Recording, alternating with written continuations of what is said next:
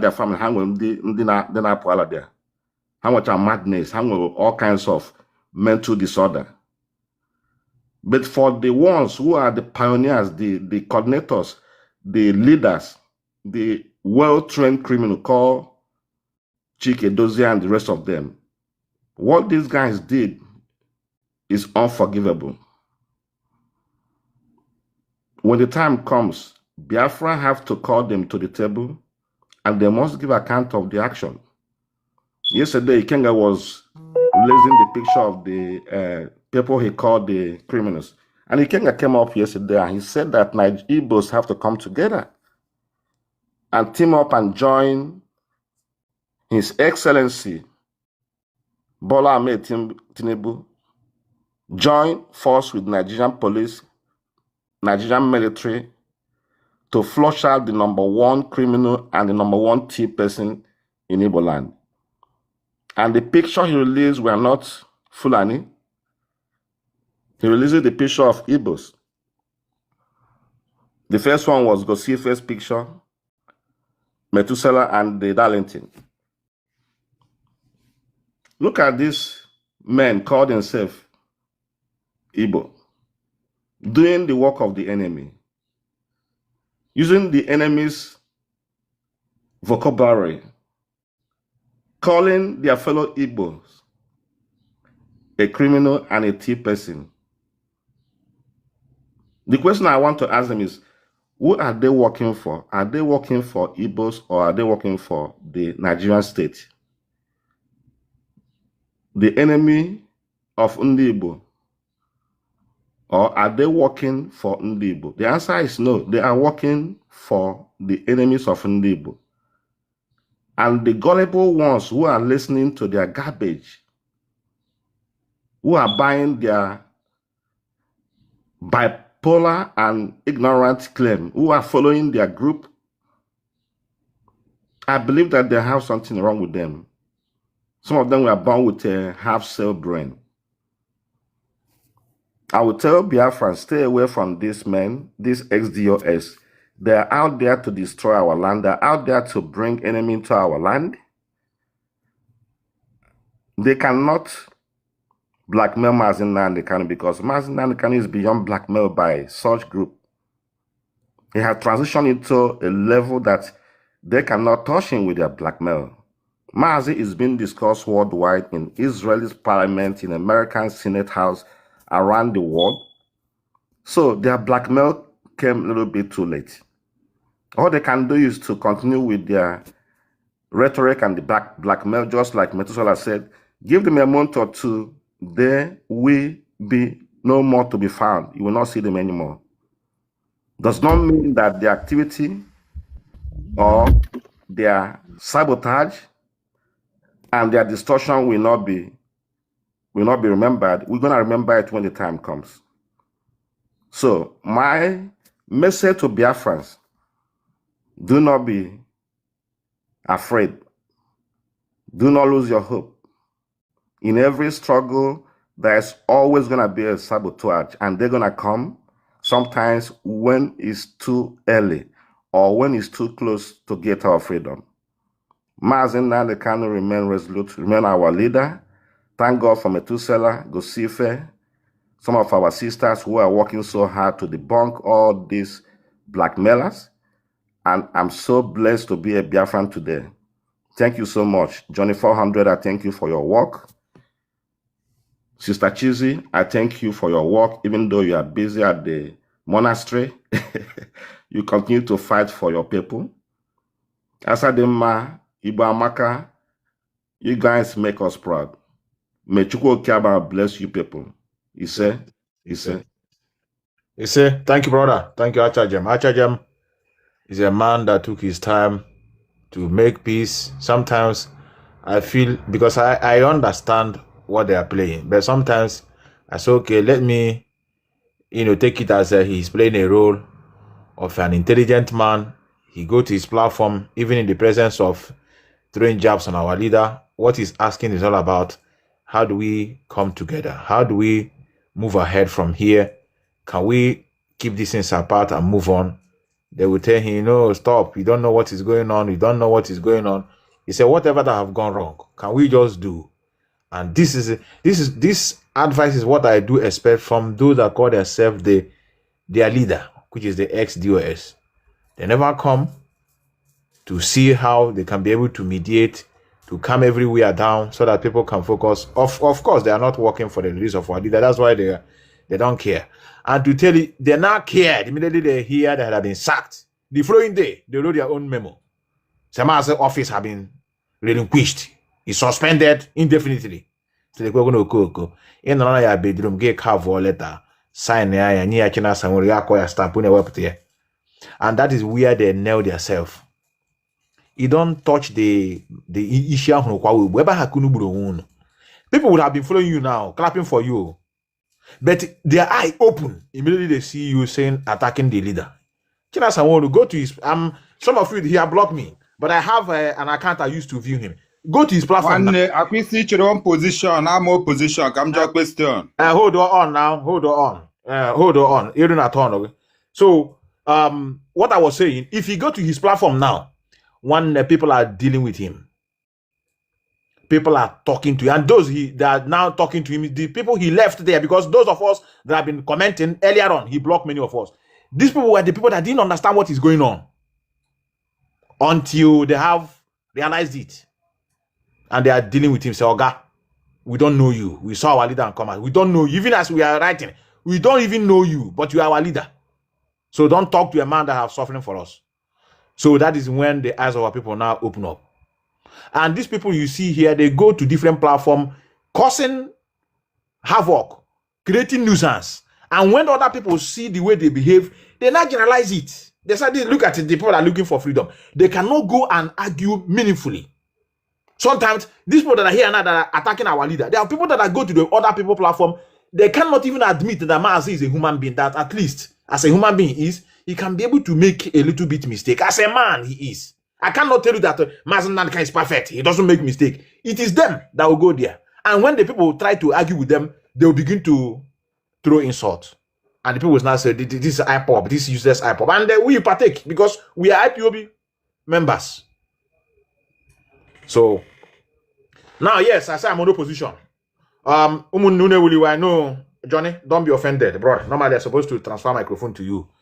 Yes, because I do welcome opposition. And he said he's here. All right. You are welcome. Which question? What do you have as a question? And if you finish asking me, I'll ask you. Okay, Udedrege. Ima aya adagi ya ni newu umunne amametra. So amama ihe m choga kwa ihe ndị ọzọ choga. Because ihe niile choga kpọrọ aha pụta ya obi afara. So ihe m na-ekwu question mgbu achọrọ m just do mkpụrụ okwu atọ. Yeah. This new DOS enwere na ke otu a na-echi wee na-meet up ọkọwa online and ọzọwụ ke ebe ha na-agakwanụ ma na-ahụ onwe ha ele ebe a na-emit ọ na village ka otu IPOB na ebe niile ka ebe ndeke na-emit because I want to say and the actual DOS cause and the way forward can do na and the demand emere new DOS I am hube ya ele ote organization agwa yoku udodro no yem simajo. Okay, I will answer you the question. That's why we said what is constant in life is change. We cannot continue to do the same thing every year by year and having the same result. We need to change pattern. Yes, the people that are holding position, some of them are not IPOB member. Some, but many, they are IPOB member. They are Biafrans. Mazi Nnamdi can have grown beyond being just only the leader of IPOB. That is why you see these men behind me. Some of them have adopted him as their leader. What we are fighting is a nation, freedom of our nation, not the freedom of IPOB as a group. So that's why those people extend their olive hand, said, Mazi, we have seen what you are doing is for the betterment of our land. We are still in our own group, but we want to adopt you because what you are doing is a nice thing. We are avid, which means American veterans of Igbo descent. Those are the people that have worked with American soldiers, American Marine, and others, and those that are still in service. So now You are asking us what is their mode of operation. They are not into opening hall every day, doing meeting, contributing dues. They are paying heavily. These are the men. When you see them, you see men. These are men, timbers and calibers in their numbers. I'm not going to tell you how they are going to meet. I think they are going to come out here. Maybe today is what? Today is 25th. Possibly by 28th, they are going to address. I don't want to start speaking before them. It's their job. They have given them the mantle of leadership. They are going to tell us how they operate. They are not hiding. All of them are going to showcase their face. Go see for our brother. I thank you very much for setting the pace. Some of you have seen Gosife, the man that speak. Now the mantle of leadership have handed over to him. He's the coordinators of all coordinators. And he addressed us. His face and everything are being showed. Because I don't follow a leader that I don't know his face. So, number one, what you asked. They are going to address us. And I believe our meeting point is going to be done by them. If we choose to meet in the way we used to do it before, they are going to determine. We have other various countries of the world who have paid allegiance to our leader. I see South Africa. Even here I am. I have seen a lot of people telling me, Meto, no, we need to do something. Our leader cannot be insulted in that way. You that are speaking, if I play you what you talk to our leader, calling him a terrorist, calling him a criminal is here. But I thought that that stage have passed. I'm not here to begin to tell you why are you calling him a criminal. But you are still coming up here to ask me about his own organization. How are we going to run it? So, that having said, those that are in the helm of affairs, they are going to coordinate us. They are going to talk to us. They are going to tell us how we're going to run day-to-day activities. And they are men and women of goodwill. So those of you that are also listening, if you know you have anything to contribute, you are highly welcome. Like I said, the era of, are you an IPO member? Are you under oath? You can see those that are under oath, what they're doing. If that oath is working, do you think many of them will be alive? So we are not going to segregate our brothers who have a genuine interest at heart to fight and help us to achieve our aim. So, brother, we are no more in the era of your unit. How old are you? No, we have come to that stage. I didn't say that those have done in the past, which I was also among, that is not a good thing. We have tried. It's an awareness. And we continue to create that awareness. Those that are doing in that regard should continue. But as it stands now, men have boiled out for the proper engagement. Enwere m ike ịjụtụgo ofu ajụjụ again before m gbatuo one more question. Aga m ajụ gị ajụjụ oge ọ ga-ajụ na m ga-ajụ gị. Now, look at this. Ka m jụkwuo gị ma ọwa nga ịjụazie ma ama asa gị ihe jụrụ m. Ka m jụkwuo gị ofu. Gaa n'ihu. Yeah. Ihe m chere ịjụ gị wụ na echefuola ihe m chere ịjụ. Ihe m chere ịjụ gị wụ kee chere. Ya m ichefuola ya ka m jụọ nwere ike mgbe m na-ajụchara ị ga-echetazi ya. Ngwa jọjọ. Now, achọrọ m ịjụ gị. Just look here. On an Zoom here. Let me make it bigger. I want to know if somebody call you now, say, Oga, we are here that this man called nnamdi Kanu, he have compromised, like many of you are saying. Please, can you tell me what this man have done? That, I mean, physical, you have seen him talking, you have seen him explaining to you, I embezzle money, and the one sending people to do what they are doing. On what basis are you people attacking him? Please, teach us how he has compromised. Okay. Ihe agba n'aka nwanne eji mirele ha niile wu ndị Igbo. No matter maybe ewere onye gere nwego okwu na platform ebe inu before, maybe ị na-ewegoro onye ahụ iwe. So ị ga-ekwere maka iwe ihe a oke gbuo ụlọ ọkụ. Amametara. So ihe mere Mazi Nnamdi Kanu onye niile jiwe na-ahụ gị like say because Mazi si na enweghị any other family than IPOB. Na onye ọwụla pụtara bụ ịgwa na enwe na another family ekretiri under this one family. Na ya mara na ndị akwa ndị oshi ọwashi ka ọwa eziokwu ka Mazi kwuru. Ọwashi ka ọwa eziokwu. Radio ya play ihe ya niile ọnụ ya kwa ọnụ na-egecha ụmụ ihe ndị a niile. So mmadụ ga-ejipụta na asị na enwene new DOS from Sokoto. Ebe ahụ Mazi kpọga ndị Janjaweed. Satanot Sokoto Caliphate. Dazi ebe ahụ ka echi wetara anyị onye ọzọ asị n'ọnụ DOS. So anyị nwawu ndị Igbo ọwa ya na-eche echiche. Anyị kwesịrị ya iche echiche na anyị kwesịrị iche echiche. So ihe niile Mazi kwuru a ga-ekwucha ihe ahụ ya bacha n'isi ka ya wụfusha ọ sị na mgbe a ga-ejije ya na onye ọbụla ebe ọbụla anyị ga-ege okwu ya ga-awụ DOS from Chike Dozie m na onye ọbụla gwaga gị okwu onye oshi na Chike Dozie kpọọ gị na fon ya godi midnight ị ga-ebu ya call na gị mara na a ga-enye gị IPOB treatment ọ wụ eziokwu kọwashi jụwa. Please, moderator, I hope you are not the one that meeting him. Just allow him. What you said is what Mazi said, and Mazi have never created any other group. Unless you want to tell me that Mazi have created. Mazi have IPOB, and IPOB is not divided. It is in a code of conduct. Mazi have, and the code of conduct, good thing that is not even the one that wrote it. It is the DOS that made the code of conduct, signed by Chike Doziem. What was written there? He is the only person that have the right to remove and appoint. He's there. And when you see that things are not working, me and you know that things are not functioning. We are not telling ourselves the truth. The reason why I know that many of you are not telling us the truth, if you are, you would have continued to question those as of then in the leadership. Say, please, what is going on? You're supposed to be bothered.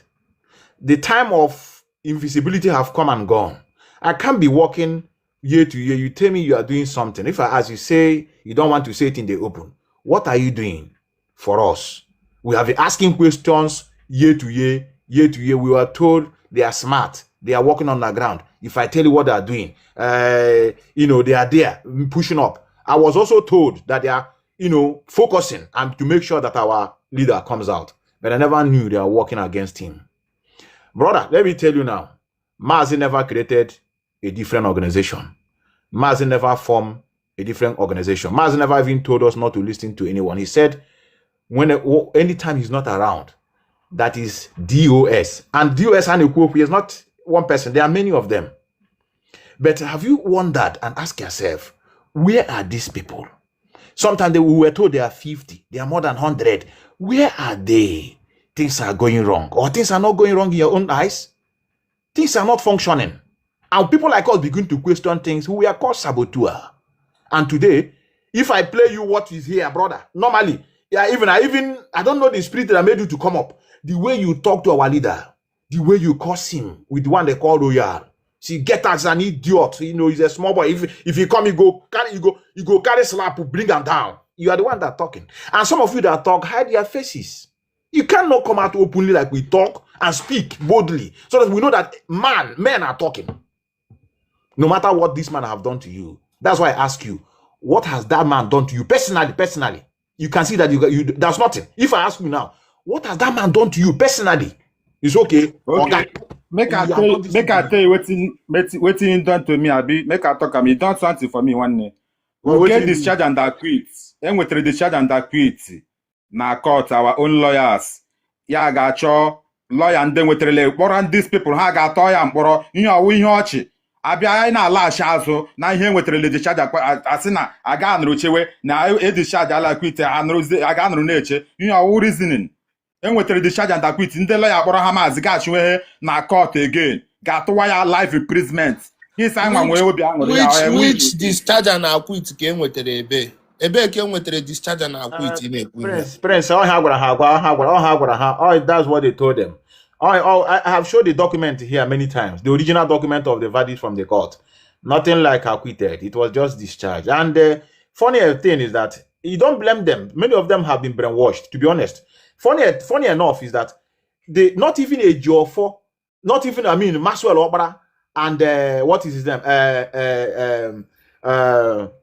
What is his name? The other lawyer, Ejimako. None of them have never stand to defend Mazi nnamdi Kanu before. They were just only part of the team. Just to tell you how these people are so crazy. These two people I mentioned have never said we are the one defending Mazi nnamdi Kanu. They are part of the team that defended Onyendu. The same people that got that acquitted are the one that still went back again. But they don't allow them to understand. If you ask him now, show me evidence, they'll go and bring you what is in the Sun newspaper, where they wrote discharged and acquitted in Sun newspaper. But we have the original verdict, which I have displayed here many times. Maybe I'll look for it here again and still paste it. So I don't want to convince him. At least I don't want to convince him, because when you have filled with the wrong information, you begin to see your leader as a criminal. Whatever they tell you say is true. What I'm trying to let him know is that how I wish he would be a man enough. So please, I have heard enough about this man. can I see a visible evidence to show me that what you are telling me about this man is correct? Because if you check all this in their hearing, it's all about there's something. They told us this thing, what Mazi did. I played you 2 contradicting statements this evening. Keiko that said Mazi Nnamdi Kanu handed ESN. Now, ESN handed over to our traditional rulers. The franchise is Mazi said ESN handed to the government. Yeah, when people begin to speak from the both sides of their mouth. It is so sad that our brothers, that we started this journey at the same time, at a point, they begin to see their leader as a criminal. The man is still there, still holding death sentence in his neck. But every day, they come on social media, they still attack him. They even the one called Royal, say, if they want to unalive him, they don't unalive him. Have unalive a lot of people. If you see what they talk, and people that speak claim to be a member, and you are telling that oath is working. Oath is not working. It's so sad, brother. But on yesterday,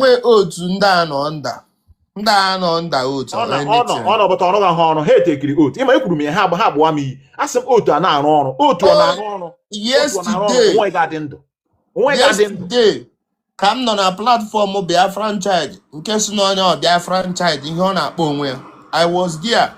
Because then when him be a chapter in here this SGOS habidori. Guy, Prince, I quickly make a freedom gate by the one in Amagi. Amametra. Ekone maka freedom. Hold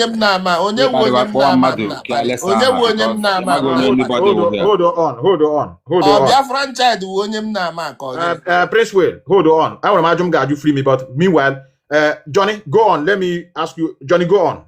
Go on, Johnny. I think you are the next. Actually, overall with the next anyway, but yeah, I cannot manage Charayaka. I can settle time. I'm watching Cambodia voice, yeah, basically, it got Nnamdi Kanu, he got Bali, and all new show with criminal. And the game we played because we can have a platform. Now they are joking about your brother. I'm about to need JHH. You were with Royal together. Oh, what you not Hamas? Only one guy and I bought somebody now together. All this is a joy. Therefore, that small boy, therefore, I saw the 60 years. Ah, this is I actually wine. Only freely. Adam happy noon and when the gospel bagote, which is a good thing. Kain I popular sin kata. Ya wuru no wo piam ebutu onye o asawo a criminal. Onye ha na-eme na nwekwa n'ihe ọzọ. Ịbịa sị ha ka your opinion gị asị gị rituo ndị na-aga life ịkọ na otesi were Nnamdi Kanu na-akọ. Adị mkpapụtara na-akọ ka esi were nwunye Nnamdi Kanu ndị kpọrọ onwe ha principal officers. Brother, here my first time in a platform. Prince. You're all my first time if you're on a platform. I'm on platform. I'm man on a I'm gonna get into I'm just come to this all the quack how with another account to Biaqua. It's a I can make the debate. I gave me na my platform and my choka entry coordinated. A chomka imonya onye na-ekwuzi okwu no. Agotara m na owu iwe. Ịghọta ka anyị ga-eji ya wayo. Onye obi dị mma na onye anyị so, onye anyị na-atara ahụhụ, onye anyị na ya so na-agba dị mgba, amecha bịa turn no na-apịawa ya. So we are not going to keep quiet to see such a thing going on. Him ji na-ajụ this our brother. Even how one question wake up, mgbe agbapụtara ndị dịka Udele and their group, ha bịa na their platform. Video voice ahụ echiri play, anyị atụghị ahụ ụjọ ihe ọla anyị kwuru anyị kwuderele ihe anyị kwuru. Play ihe echiri play ka anyị nọ ya. Ngwa ka m jụgoro before m agbawa ya. Did you say that Mazi Nnamdi Kanu always small boy na epede na ị ga-akụ ya ejigbo? Nwanne Mazi Nnamdi Kanu ihe niile o mege ndị mpa ọkparị ga nye na ha onye tọrọ nna ahụ otu ọkparịrị. Ya nụrụ ga na enyi ha. A nụrụ ebe gwa ya okwu ga-agbazi ya olu because ọ gwara ndị mmadụ okwu ọjọọ gbaziri olu. So anyị atụghị ahụ ụjọ ekwugo okwu ịmaghị onye mụnwa awụ Mazi Nnamdi Kanu ọwụ ya awụ nna m ọha n'ala Igbo yọtara. Emunna bamba ya dịka onwe onye unu brother ịma na nwekwa onye one very good dey hide na. Onwe onye unu ọkwa na TikTok unu nwere power. Achọrọ m na eme argument ka m bịa vọpụta ya nga m dịhụrụ because ịma m na-ekwu ọ dịka m na-ebogo ebubo is what you said and otu iji mekwa adịs ọwụ nna m ọha but onwe anything egwara m na ọhịa o mere onwebeghị ikwuru na ọhịa o mere warrant gị ga-eji na-akpụ iyi onwebeghị anything Nwaanyị Maazị Nnamdi Kanu ga-eji hapụga ụmụnne ya na-erigharị hapụga ndị kwesịrị ịkpọta ndị ga-abịa bel anya mega ihe ụmụazị ifili na obiri anyị mma agbapụtacha maazị ya alakpo ihe na prison gị sa anyị ṅụwa ọṅụ ya anyị ṅụwa ọṅụ sa akụwa aka na anyị ga na-abịa dowa ha for freedom Maazị Nnamdi Kanu onye ejichere na ndị Naijiria na weak point awụ agawazi international community na negotiate gwa ha na eji onye rote illegal ọwụ ya anyị nidiri n'ụwa onye ji kemgbe ejijere Naijiria gọọmenti na weak point nwanne ihe asịrị ọnụ Buhari anụ this discharge and acquit na that side ọwụ ebe a ka anyị nwakwuru ihe asịrị ọnụ Buhari anụ otu ụlọ ọnụ soro pentịgharị anụ ya that discharge and acquit nwanne ebe a ka anyị nwakwu oke nwanne ihe ị na-akọwa ọ na-edischarge Nnamdi Kanu alaghachi na prison ka ọ ga-anọdụ na prison ọ ihe ị na-akọwa ka ebe ị na-aga aga chere nwanne chere ugwe ka ị jụrụ ajụ edischarge Maazị Nnamdi Kanu ụmụnne ya ga-akpọrọ ndị le ọzọ ga-gbaghachiri wit si na ezokome wit Ifeanyị emekwe ihe rote Maazị Asa Oke na asa aka those people na asa aka those people na ya ga-akpọrọ dis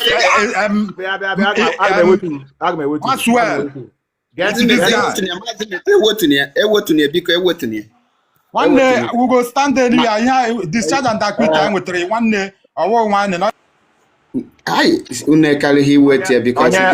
onye ji aka ya pụọ please ya ma any moderator wepụrụ ya please I beg of you that's why ya ma ị ga-edinwu their presence a poor as a moderator for today when you can go another place. No, I don't want anybody to remove anybody speaking.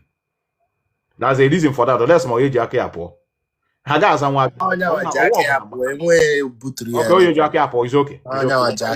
Because evidence is joke, but deny. So that's the reason I don't want to play it. Is here. Yana kana borrow ya.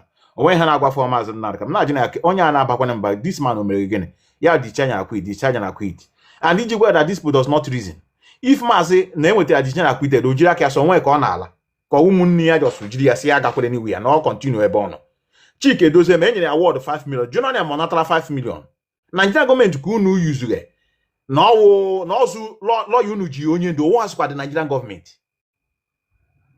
As na aga happy ya na the analysis that na gbahọ nwetere discharge and acquitted. Na ọ kara so nwe ezukwu everyone again. Ndị amaha na na-ekpe mmadụ ikpe n'azụ. They don't know. Jukwana ha onye isi ha atụrụ nga na ọ nọ n'ime kọọtụ enye verdict. Ọ nọ ha dị ya. Ha so na-eme bụ na nọchaghị na ị na-ege ntị. Asị ya ngwa gbọpụ na ya side. Agbọpụrụ ya side kpekwe dị igbe.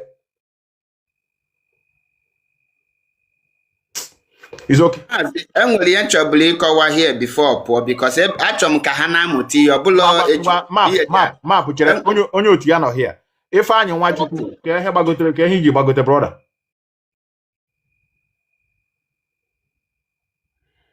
Ifeanyị Nwachukwu, are you there? Thank you. Yes, I'm here. Right.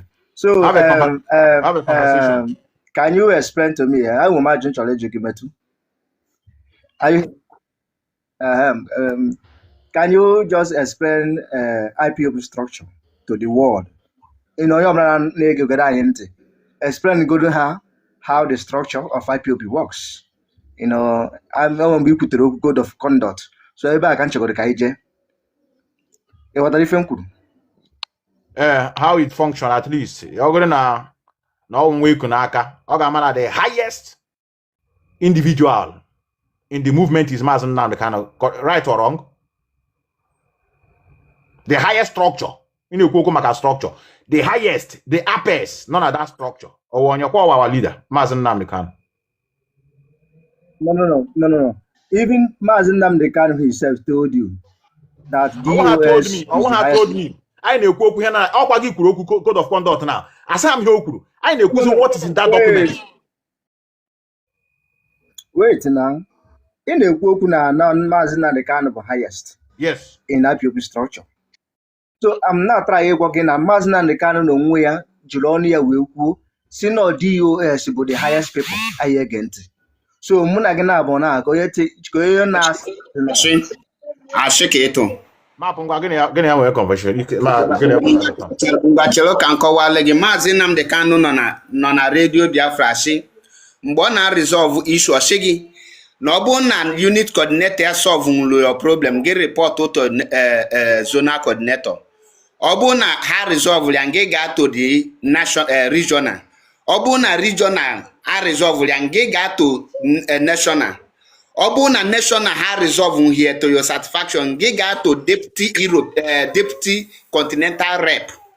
Na deputy continental rep ha report here ga to the continental rep. Then from there, it got to IPOB DOS. Then na the DOS megide na he memuli ngi bia to nyanwa no nyanwa but the highest order. Yes. That is the statement of Mazi Nnamdi Kanu, and that is the organogram of IPOB. When you talk about the structure starts from the unit coordinator to the last person, which is the highest person, which is Mazi Nnamdi Kanu. Nyabune Egana, the structure of IPOB, the highest command will Mazi Nnamdi Kanu. The second would DOS, that was before. Then the third would continental reps. Then the fourth would national. Then the fifth would regional. Then the sixth would zonal. Then the last, but not the least, is the unit. Ibukonya IPOB. I am a coordinator in IPOB. Your case start as a unit coordinator. The first place you report to your case will your unity, not your any other place. Now, the only person who the highest power to decide, and his word is final, and you cannot go any other further. But Mazi Nnamdi Kanu in IPOB, Mazi Nnamdi Kanu is the Supreme Court. DOS the Court of Appeal. The rest is High Court. Thank you very much. Your brain. Thank you. Thank you very much. But if, like you said now, let me prove to you once again that DOS is the highest making decision in IPOB. Like you said that in one case, now unit coordinator, now unit from unit to zone. Now I see from unit solve a problem to the highest. Now, in anything and IPOB now, Makarisa Mazi Nnamdi Kanu Kasakase, but anything na na POP, why Mazi Nnamdi Kanu kwusi okwu, the DOS have to approve it. Ihe ọbụla ekwuru okwu na mgbe ihe ọbụla Mazi Nnamdi Kanu bịakwuo na Radio Biafra adabatara na ya na-eme, DOS will not approve it, and that thing will not work. Enwere m sometimes kwusi okwu na radio, o nwere ike onwe ife o mere, ọ pụtara ọ na-achịta azụ kwugharịa dị okwu maka na gịnị ọ na-achịrị back agwa na ife o kwuru na usoro ya nwachieta azụ bịa kwugharịa. Because again now without DOS, now DOS will be the highest making decision now in the POP. No, if a DOS could be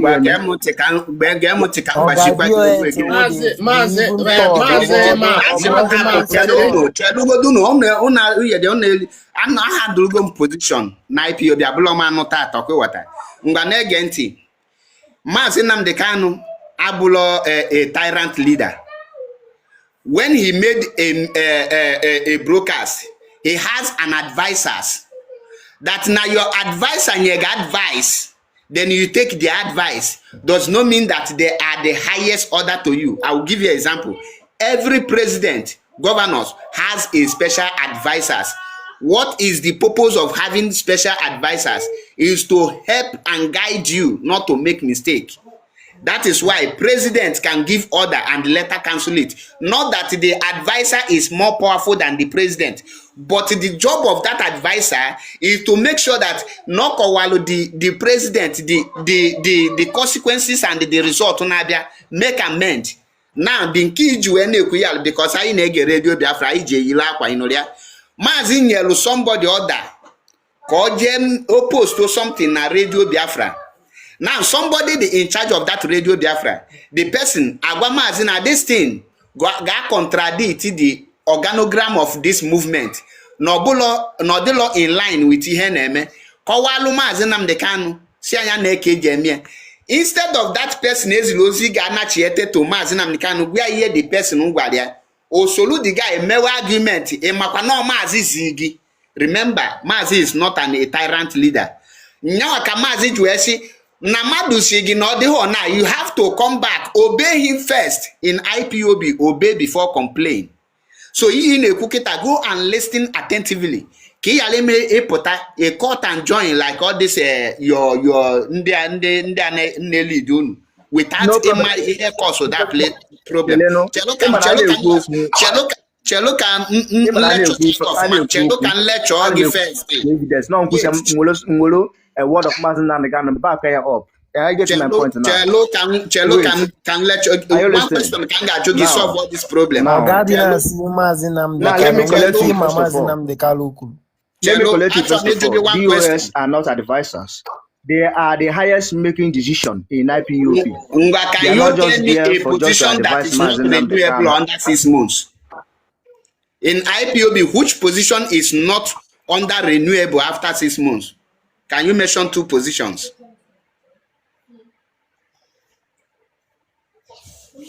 Eh? Mazi fine. I don't know you. You say? Asking, give me 2 positions in IPOB that is not under renewable after 6 months. Renewable. What do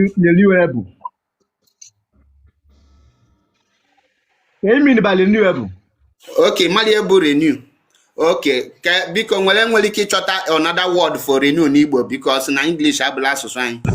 Maazị ịkọwawara ya ihe renewable bụ ọ ga-adịrị ya too difficult. Maazị Ifeanyị enweghị m chọrọ ịjụ gị simple question. Ka akọwa ya the meaning of renewable ka ọ mụtagodo ihe dị a because amala m another language m ga-use uri.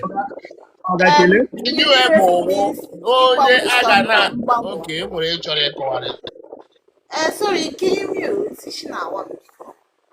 Hello everyone, good evening. Renewable means to renew something. Is equal to something, is there? Go out to exchange. Okay, it means that now every 6 months now this your office get may expire. No bu na renew here ni yechi na the office po. You sign no contract or under IPOB code of conduct. One mention 2 positions in IPOB. Ngebe after 6 months, they will not review it and they renew your position. If this is not something. My brother, that the question. Abula is something. That the question. Can you move forward? There's no such thing in IPOP. I don't understand by what you mean by renew. There's no such thing in IPOP. Once the only thing I know in IPOP that once you are not follow the rules in IPOP, you will be removed in the only position you are holding. So there is no Maazị Mapụ ka m ngwa ihe bụ renewable. Irekwa like etu esi erekwa ọgwụ ndị na-agwọ ọgwụ irekwa ọgwụ like o nwere ike duration the thing kwesịrị ime expire you got ihe a na-akpọ irekwa n'asụsụ Igbo ijerekwa ya. You understand the renewable.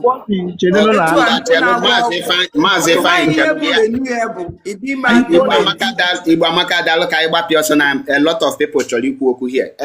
Ifeanyị iji aza afa m nwa nwoke nnọọ ọ na-eme m ihere ịkpọ gị Ifeanyị but no nevertheless ka anyị gaa n'ihu. Ifeanyị inwe ifugo IPOB code of conduct. That is if in a kuna is out of points. Not making. Yes, happy or not there. If you go IPOB code of conduct. These people are there and then one kwete no ọbụla nyanwa ka ị na-eme ya ọbụla mụ need loko kwete onwe ndị na watch anyị here nna something ndị a ka nji maka ha nọlụ here ọbụla this guy if you go IPOB code of conduct. Yes. Okay, in nwere ike ịgwa m ihe section 2 nkwu na nkọwa na IPOB code of conduct. Okay, IPOB code of conduct section 2 gwa gị that na the only person who have power to appoint and remove is only Mazi Nnamdi Kanu unless mo no o nwere ebe ọ nọ ọ na-enwere ike perform that duty. No ga hand over the power to any person or wish to, and that person get me. And the second, now every position in IPOB is under renewable after 6 months, except the position of the leader, which is Mazi Nnamdi Kanu. It was specified that every other positions is renewable under after 6 months. They will review it and they will decide if you will continue or you will be removed or you will be promoted to another position or you will be demoted. That is what the section 2 of IPOB Code of Conduct said. And the person signed Chika Doziem. What do you have to say about that? Okay, thank you very much. After everything, now my point is that my question to you before who signed? Answer question, never. He answer your question, then you draw your question. Okay. Now, that thing, now, if Mazi Nnamdi Kanu puchara ihe a niile o puchara ime apịa obi dechara ife a niile o dechara nwaanyị na Mazi Nnamdi Kanu asanịrị ya nwaanyị na o ji bụrụ dị Chike Oduzim sanịrị ya. That is what Mazi Nnamdi Kanu appointed him to do. That is job Mazi appointed him to do. Maka na the leadership kwekọtara. Because even if the leadership na-ekwekọtara, they will not sign it. Ngwa ka I bịakwa again because I need them ama na brain unu ezuchere ezu. Now ka ngwa njụọ ga-ese in Nigerian court your colleague said that na unu nwete discharge and acquitted. In Nigerian law, when a lawyer nwete discharge and acquitted according to you, which person's duty call a file a case for court to obey that very judgment the chief judge have a judge or declared? No. It's not position out of point. Out of point. I shift to go because only him and a code of conduct. Now I got to hear your brother who here. Kai we maluka here jakunene use it's not code of conduct by na law. Because only him go look everything about code of conduct, which na code of conduct we not so Mazi be wepa we weapon itinye mo you suspend. Chelo na mechie no no na imene noisy.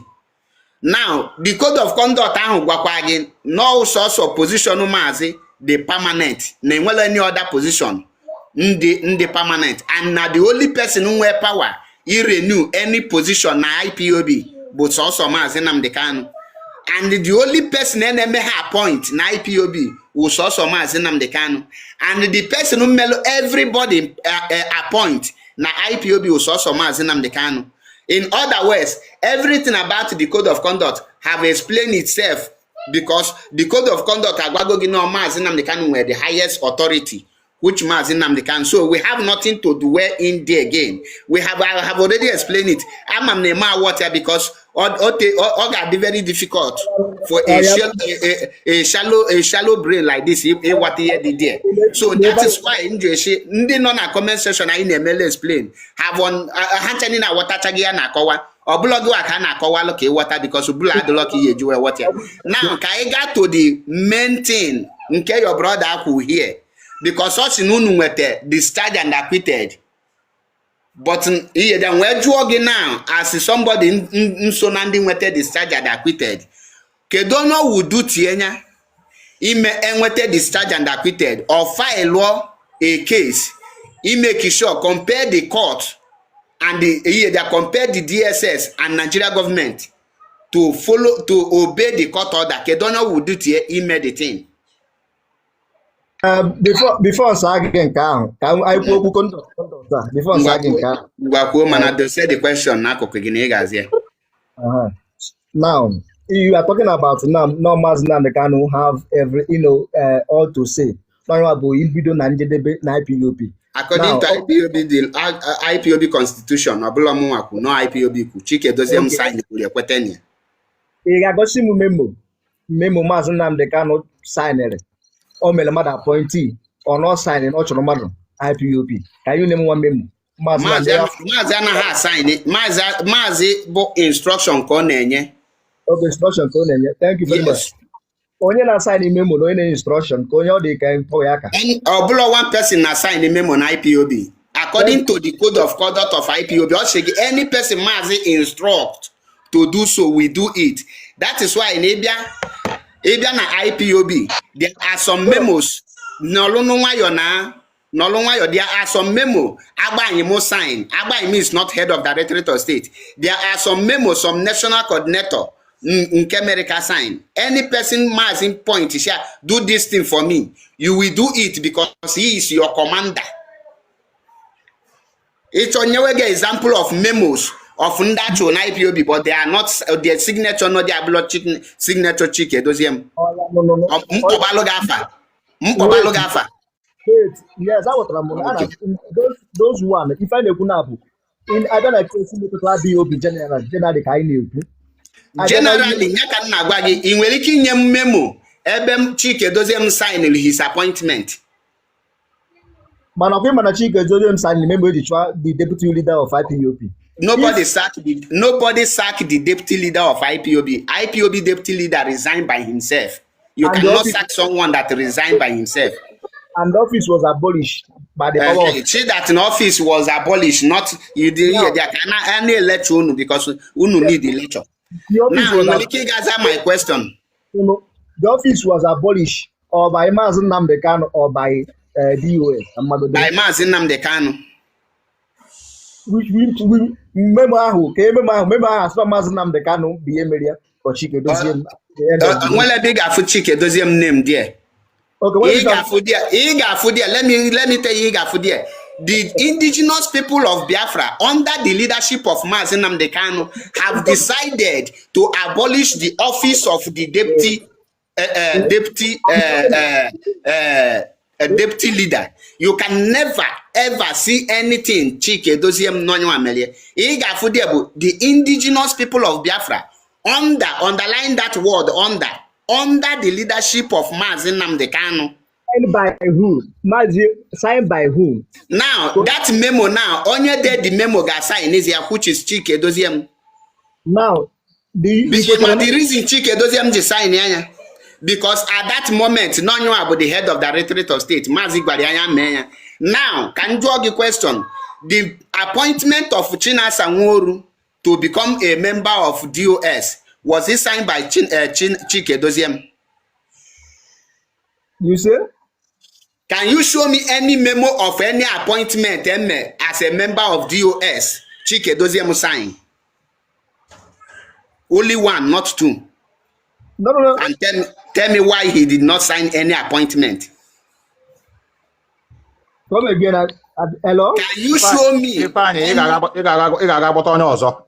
the best brand, brother. And you West Landos all time, brother. Can you show me one memo of any personnel appointment to be a member of DOS, and inside that appointment, Chike Doziem sign? Only one. Go and read the memo where the group appoint the secretary, IPOB secretary, the DOS secretary, and the secretary. So go and read the memo. Who appoint him? Which memo? Which year and the when? The secretary to DOS. Go and read the memo. Nyakanjogina to which DOS? He was appointed by. That is what led to his sacking from IPOB, because that is against code of conduct. Now that appointment was done last 2 years, and Mazi Nnamdi Kanu approved, and Mazi Nnamdi Kanu know how where. In every organization, you can never have two press release secretary. Nebulonyala. Imapoafu is IPOB press release secretary, which automatically make him to carry any press release coming from the executive order. Now, the school is never a scam. Negemonti, can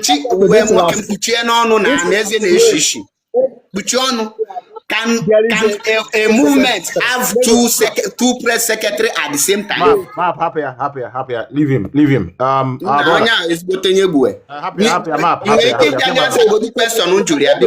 any of them bagote here, Mazi Metu, this question all have for them. After came with that discharged and acquitted, Kedonyo Bolwea file a case compelling Nigeria government and the DSS to release Mazi Nnamdi Kanu to obey that court order. Kedonyo Bolwea. My brother got the best brain among you people. Go defend it because he watch here. Oh, if I know, now jump up Bamba and one down. no here. It's not happen in the Then also someone again Johnny Also, not here. let's go On to that let's go to here, so another it's an book, higher please. than Let's of go to another book. Panega again.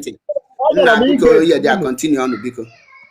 Ndewo map where a principal officer arrived from time, and I believe some of you must have listened to him. He's gone. I came up to try and talk to him. No, you can't talk to to inanimate object. Oh, that guy is too dumb. You can't It's not just even him. It's tell him also anything. there are other people that think like him. Can I just say something just for 2 seconds? All right, I just want to say, just for the people that think like him, when you run an international organization, the main leader is not able to be in everywhere. Okay, Yes. so that's why you recruit people that will act on your behalf. Okay, so in this situation, the DOS are acting on behalf of Mazi Nnamdi Kanu, but the leader, the supreme leader, is Mazi Nnamdi Kanu. Okay. Similarly, I don't know if you guys know Richard Branson. Who else is an international, that has an international organization? You find that he himself, the owner, the main guy, the supreme leader, does not sign majority of the documents. So that Chike Dozie is signing document does not mean he is the supreme leader.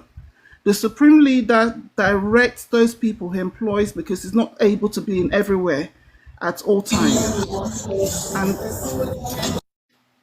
okay, and so they do these things. They work for him. They sign documents. Signing documents does not mean anything. Please, okay. There's what's called delegated power. If I'm an owner of an organization, I delegate power, which means I authorize somebody else to be acting on my behalf. They'll be signing, they're not signing in their own capacity as a leader. They're signing on my behalf with my authorization. That's all I want to explain for those people who does not fully understand it. Sorry, Darlon. It's okay.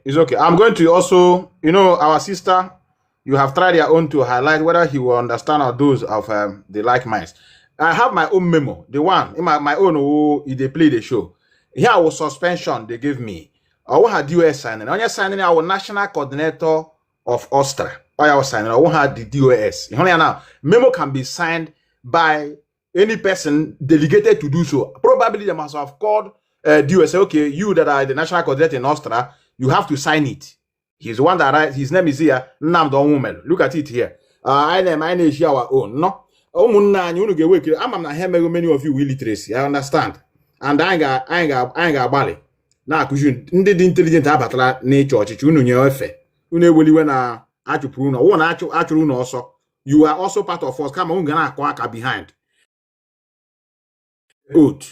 Then I'm the here now. For example, now we care our principal officer, but no understand what is going on. That is why things is backward since how many years now. Let my own. The memo here. Here memo of suspension. Now, Lonya signing in. DOS on there. Signed by Mazi Nnamdi, the national coordinator. But I call Dolaganya. Here just practical evidence. So Metu, yes. different thing, Metu. Again. Oh. You want to go? I'm not talking about a Yemen unit or Yemen zone. You want to go? Because Okay. Hi. Opola. All right. I'm actually those of you that are here, men and women, intelligent men and women, just to keep all calm. Nobody want to interrupt you while you are speaking. Actually, egaro na your platform. Guessing na aga na platform metu onye kwere ma ala onye kwere ma ohere mkuku okwu for a longer time. Ya wo unu now. Piam. Unu akpọ onye owu ihe otu oji wuru Nigerian agent. Send na idiot criminal go there. We are going to teach them. Please, our brother Map. Mbozo. I will why in so. One I one on TikTok. That's you know can give you microphone from OG Anaka. You not here before my brother. Hold on, brother. Now let's go to Johnny. After Johnny, I think Samalo has spoken on that. After Johnny, we come to our brother Prince. Johnny, are you there? Yeah, Metiano Mega. Spirit gather down. I don't want to just under a coin check up paracetamol. No. You sure what I brother? Oh, I got a because they are brothers.